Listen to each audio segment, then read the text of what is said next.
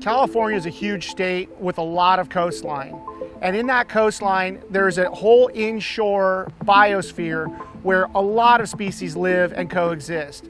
Probably the most iconic species for sportsmen on that list is the California white sea bass. The California white sea bass is also known as a gray ghost because they're such a mysterious fish. They are challenging to catch. A lot of times you only catch them at night, and they grow to immense sizes. They can be 50, 60, even 70 pounds, measuring over 6 feet. It is the epitome of a game fish, and it's a game fish with a very unique story here in California. During the 50s and 60s, the white sea bass was fished to the lowest levels with what could only be called a population crash. We're here today at the Hubs hatchery, and we are going to learn exactly what it was that brought this great fish back to sustainable populations where it can be enjoyed by anglers and people who just enjoy eating fish. Today, I'm joined by my good friend, Bill Shedd, chairman of AFCO, and also the figurehead of conservation in California, if I may say that.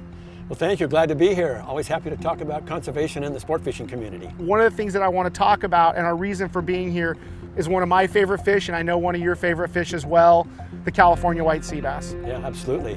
Iconic fish in California. The sport fishing community used to catch back in the early 60s, 40,000 fish a year, 60,000 fish, 70,000 fish a year. And then you look at a chart from the, those days, and it just starts dropping. By the time you got into the mid 70s, it was 2,000 or 3,000 fish a year. I mean, wow. Not going to go extinct, but a collapse. And so for most of your lifetime, most of my lifetime, catching a white sea bass was a prize and a very rare event. As anglers, we understood the destruction that came from the set gill nets. So a set gill net sits on a specific part of the ocean bottom. Think of a volleyball net made out of monofilament line, a lot longer than a volleyball net. Fish swim into it, their gills get stuck in it, and they're hung up. Well, the problem is, not only do you catch too many of that particular species, you catch a whole range of bycatch that you don't want. So what happened was, my dad, who was a co-founder of SeaWorld, also the founder of the Hubs SeaWorld Research Institute, thought, there's got to be a way that we here at Hubs can help Mother Nature bring this white sea bass back. The sport fishing community began to work, in the early 80s to try to get legislation to remove the inshore gill nets. We couldn't get it through the legislature, tried for several years. The commercial lobby was just too strong. So Doris Allen, a legislator, came along and created Prop 132. So we put it to the vote of the people. Long story short, and it was the sport fishing community that was the primary entity, United Anglers of Southern California back then, supporting her in her effort to get it passed. We did. 1990, 1994 was the year where they finally was implemented. The nets came out of Southern California waters, and you got a chance to catch sea bass after that.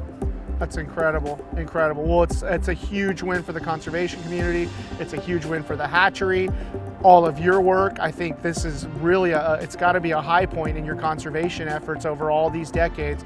And I want to thank you for all you've done for myself, the fishery, our Southern California fishing community. I mean, you have made an impact. It is documented. It's just an awesome thing. Well, don't thank me, thank the sport fishing community, because there's a whole lot of people over a whole lot of years that put a whole lot of effort into what's gone on here. It's really been an awesome thing. Thank you so much. You're welcome.